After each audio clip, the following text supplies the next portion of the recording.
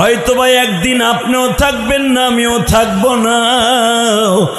দুনিয়ার থেকে যাইবার আগে চোখের পানি দিয়ে আমার মাওলারে খুশি করে যাও। সাতবারাটি থেকে বাবা শুনলাম গতকালকে না আজকে একজন চলিয়ে গেছে। আহারে কত দাপতওয়ালা মানুষ ছিল বাবা, এক এক করে সবাই চলিয়ে যায়। কিন্তু মনে রাখো, বাড়ি থাকবে কই, গাড়ি থাকবে কই, ক্ষমতা থাকবে কই রে বাজার। সব সাইরা যখন কবরে চইলা যাবা, কবরে যাইবার পরে ৯৯টা সাপ কিন্তু তোমার আমার জন্য নিযুক্ত করা হবে। ৯৯টা সাপের মধ্যে একটা সাপের নাম কিন্তু গাজ্জা বাবা। এই সাপটা এত ভয়ঙ্কর রে,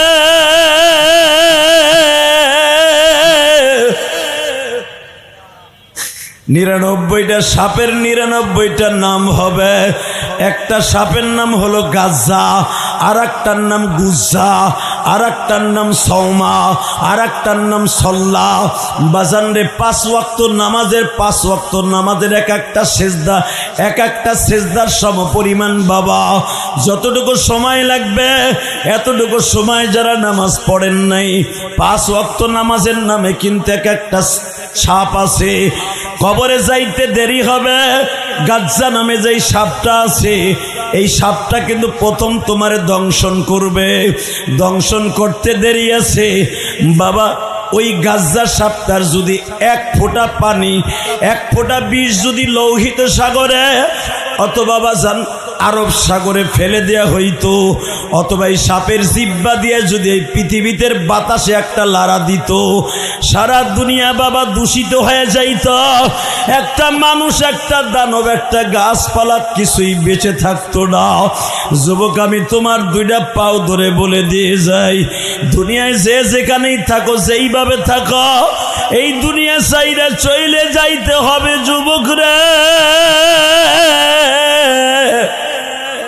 কেমনে থাকবা ওই কবরে, কেমনে থাকবা ওই কবরে, আল্লাহ ছাড়া কেউ জানে না। আল্লাহ রে বন্ধু বানায়ো অন্য কাউকে না। মহিলা নেত্রী, এই নেত্রীটা কে জানেন? আব্দুল মুত্তালিবের বড় মেয়ে উম্মে হানি, হানির মা। জোরে কান মারহাবা। বাজান রে, উনি ছিলেন আমার নবীর একমাত্র ফুফু বাবা। নবীর 9 জন চাচার মধ্যে শুধু 2 জন কালেমা পড়েছে, আর নবীর 6 জন ফুফুর মধ্যে বাবা মাত্র 2 জন ফুফু কালেমা পড়েছিল। 4 জন ফুফু বাজান বেঈমান অবস্থায় মারা যায়। আমার বিশ্ব নবীর 9 জন চাচার মধ্যে শুধু আবু তালেব আর হামজা কালেমা পড়ে। এ কলিজার হাস্তাবাদের বাইরা, এই দুনিয়া যখন থাকার জায়গা নয়, নবীর 2 চাচার কবরের কাছে হাজিরা চিল্লায় আর কান্দে। আর নবীর আরো যে 7 জন চাচা, ভালো করে বুঝো, একজনের খবরও কেউ নয় না। 1 নম্বরে নবীর চাচা হামজা ঘুমিয়েছে মদিনায়। আল্লাহু আকবার বলেন। যে হামজার কবরের পাশে যাইয়া হাজিরা এত জোরে জোরে চিল্লায়, হাজিরা কান্দে আর বলে, মালিক,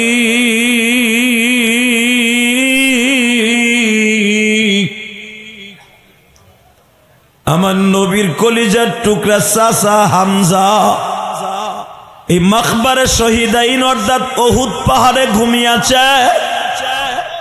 আমি ইলিয়াসুর রহমান জিহাদি বাবা 3 মাস আগে উহুদ পাহাড়ের থেকে আসলাম। আপনারা জানেন 6টা দেশ সফর করার পরে উমরা করে আসলাম। Thailand, Malaysia, Singapore, Indonesia, China, Dubai, 6টা দেশ সফর করার পরে সৌদি আরব 1 মাস সফর করে উমরা করে আসলাম। সৌদির এমন কোন প্রদেশ নাই আমি গুনাহগার 2 মাস আগে বয়ান করি নাই। এ কলিজার টুকরা ভাইরা রে, মা আর মেয়ে নিজের হাতে তরবারি নিলেন, সোজা নবীর শ্বশুর বাড়ি গেলেন। যায় দেখে আমার নবী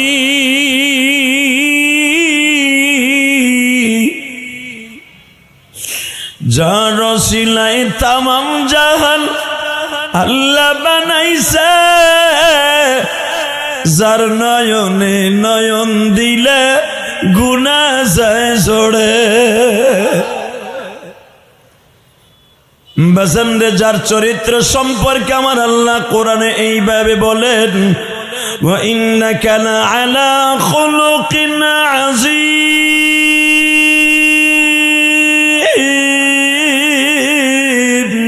লাকাদ কানা লাকুম ফী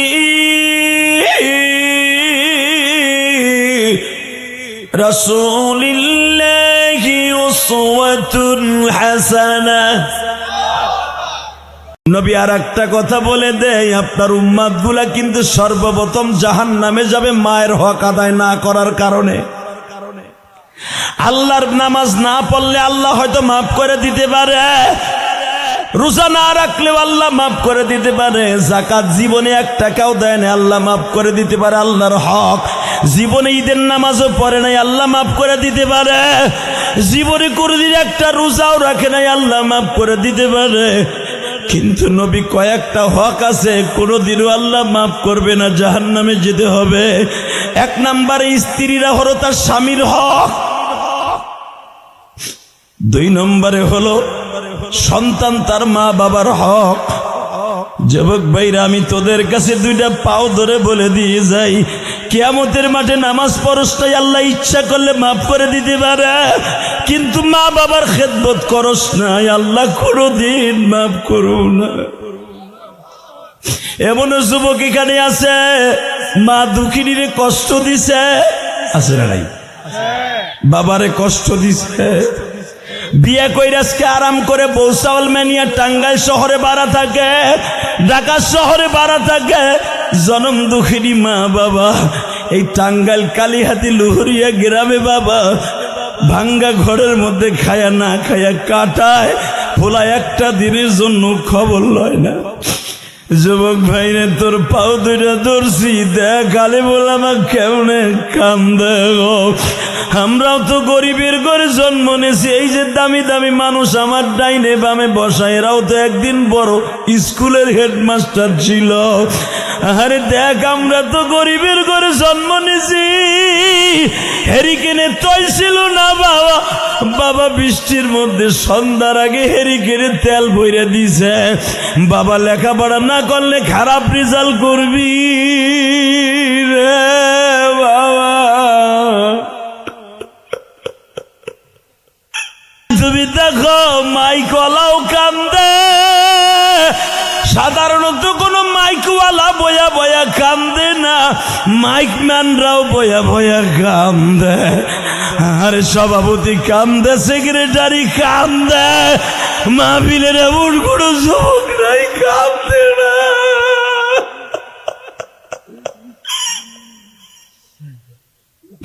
11 জানুয়ারি সাক্ষী রাইখা গেলাম রে মালিক,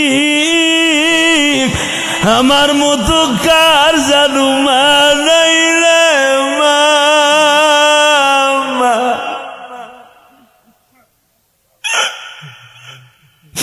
এই শীতের মৌসুমে ল্যাপ দিতে পারো নাই মা, কম্বল দিতে পারো নাই অভাবে, 3টা খেতা মোটা করে সেলাই করে আমাকে 6-7 বুন্ডে পালছো তুমি মা। সারাটা রাত্র একটা চাদর গায়ে দিয়ে কাটাইছো মা।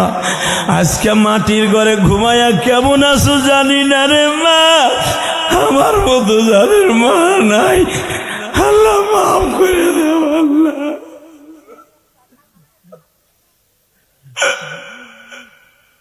আল্লাহ দেখো কেমনে কান্দে, আল্লাহ মায়া লাগে না আল্লাহ। আল্লাহ টাঙ্গাইল কালীহাতির দিকে তাকাও, 11 জানুয়ারি দেখো, আল্লাহ দেখো কেমনে কান্দে আল্লাহ। আল্লাহ আলে বলে আমার সামনে বইয়া কান্দে, আমার নবীও তো সারা জীবন বাবা করে কাঁদছে গো। আল্লাহ তোমার কি মায়া লাগে না? আল্লাহ মাহফিল কমিটি সবাই কান্দে আল্লাহ, এরা দামি দামি চাকরিজীবী আমি শুনছি আল্লাহ। আল্লাহ যারা কান্দে এদের মাফ করে দেবো আল্লাহ।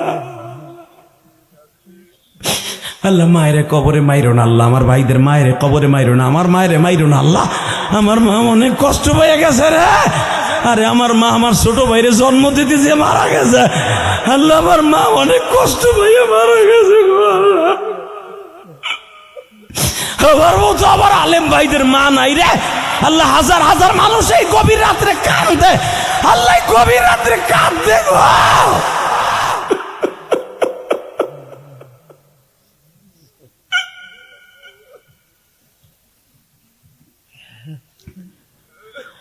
কেমনে ভুলবা মা দুঃখিনী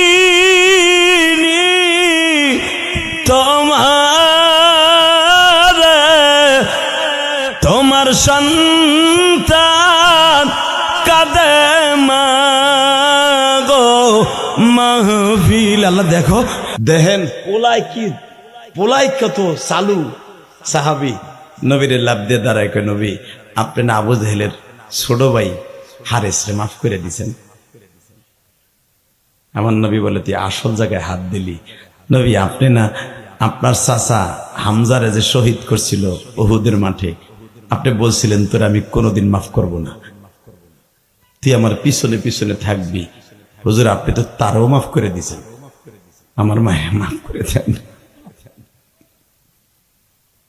আপনি না কইছেন ওয়াকাযা রাব্বুকা আল্লা তা'বুদু ইল্লা ইয়াহু ওয়া বিল ওয়ালিদাইনি ইহসানা। আমি আল্লাহ যদি আমার ইবাদতের পরে কাউরে সিজদা করার কথা বলতাম, মা বাপকে সিজদা করতে বলতাম। হুজুর আমার মা তো জানি মুনাফিক মার্কা ছিল, কিন্তু আমি তো সন্তান হিসেবে মার জন্য কিছু করতে হয়। নবী আমার মারে আপনি মাফ করে দিলে হতে পারে আল্লাহ মাফ করে দিতে পারে।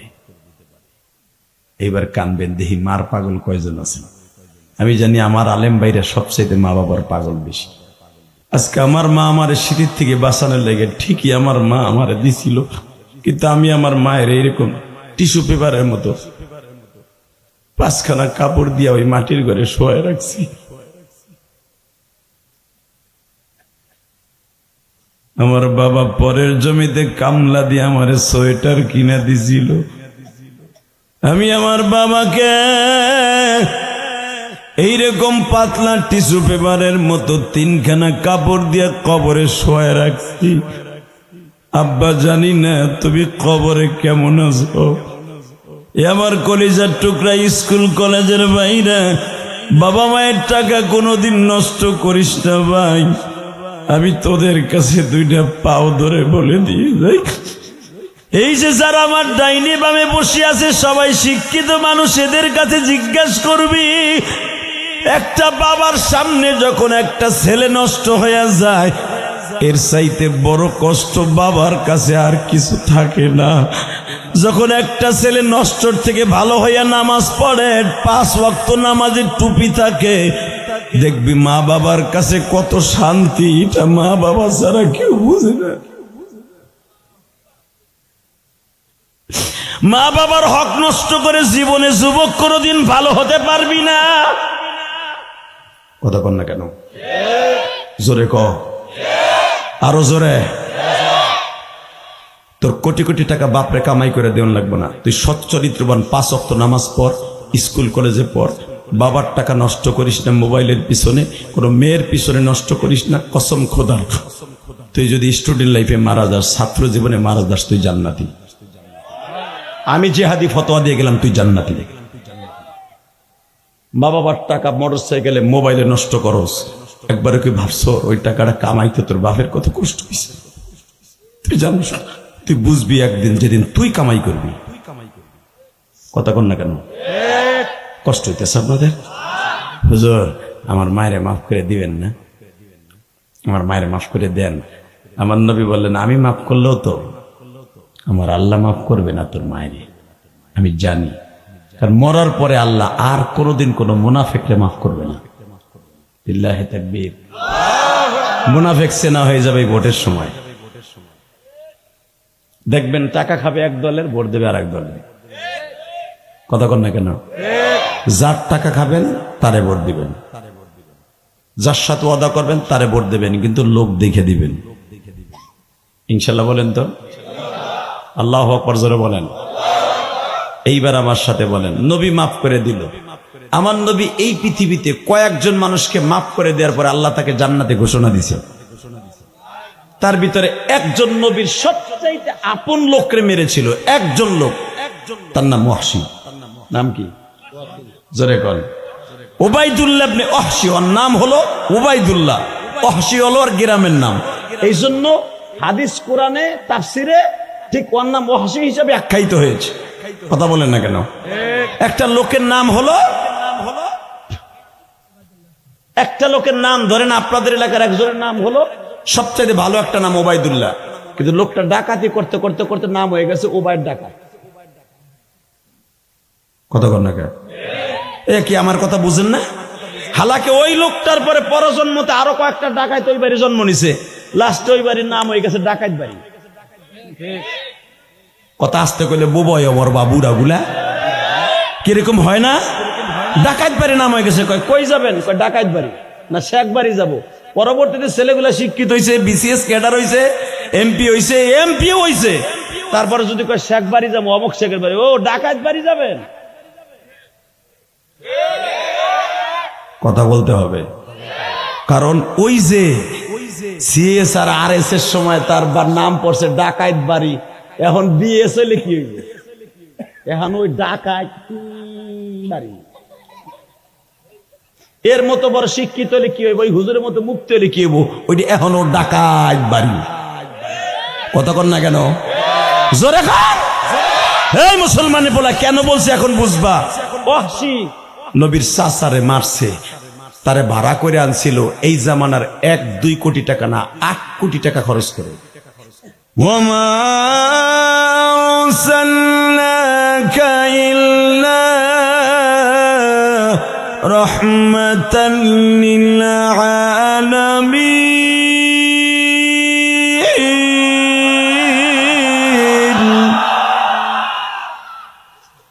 ওয়ালা তাহিনু ওয়ালা তাহজানু ওয়া আনতুমুল আ'লাউনা ইন কুনতুম মুমিনিন।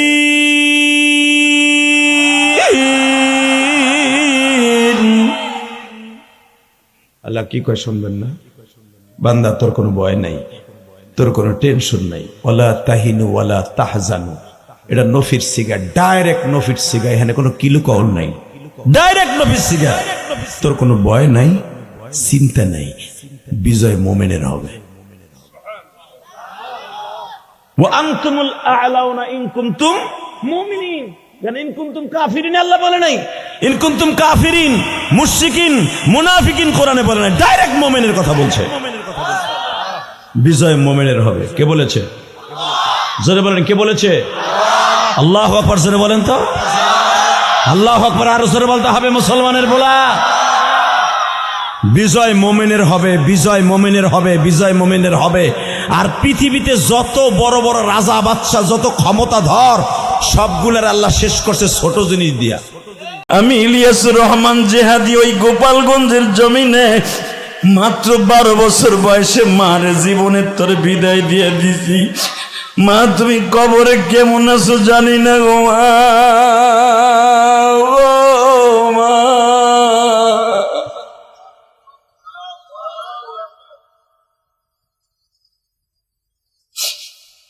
এই ইয়াসিন শপিং কমপ্লেক্সের সভাপতি যিনি বাবা, এই মালিক যিনি, হয়তো এমন একদিন ছিল বাবা, সেও তোমাদের মতো কষ্ট করে এই মার্কেটটা করছে বাবা।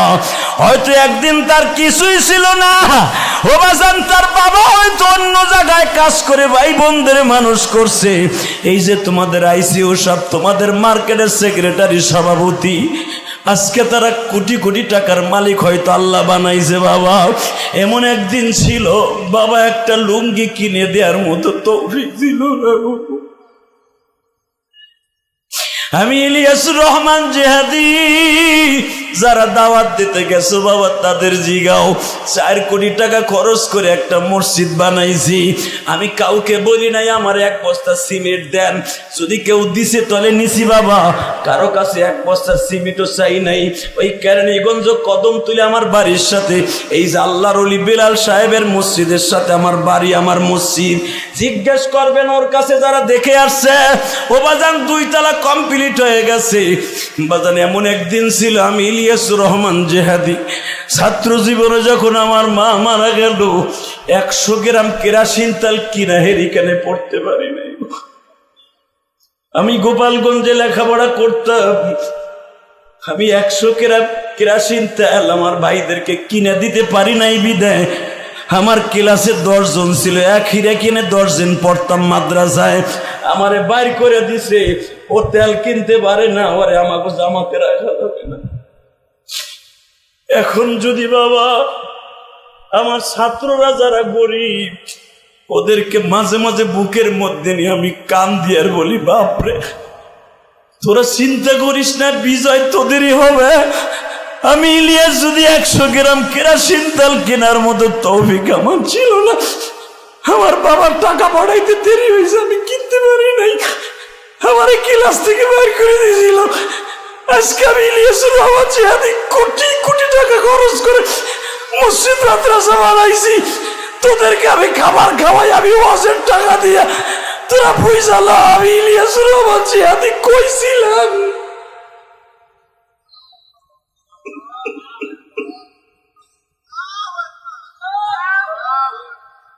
মার মতো দরদি যুবক, মার মতো দরদি বাজার এই জমিনে নাই। মা বলিয়া ডাক দিলা গো আল্লাহ খুশি হয়। আল্লাহ দেখো শত শত মানুষের চোখে পানি,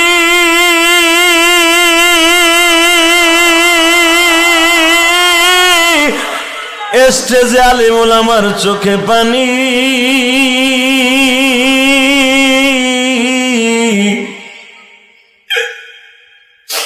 মাদ্রাসায় যখন পড়তাম, স্কুল কলেজে পড়তাম, মাসে যখন একবার বাড়িতে যাইতাম, আমার মা তোমার মা মুরগার ডিম গুলো রাইখে দিত বাবা।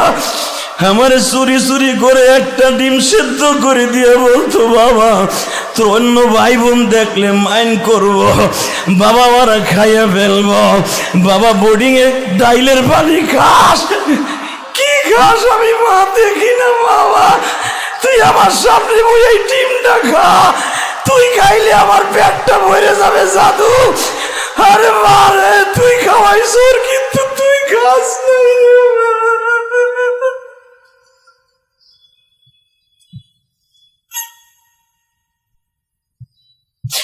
আল্লাহ আমার দাড়ি বাঁকা বাজানরা কাঁদে, যুবক ভাইরা কাঁদে, যারা মাহফিল এই গরমের মধ্যে বসে আছে, এদের জীবনের গুনাহ মাফ করে দিবা, এদের বাবাদের গুনাহ মাফ করে দিবা, এদের জনম দুঃখিনী মার গুনাহ মাফ করে দিবা।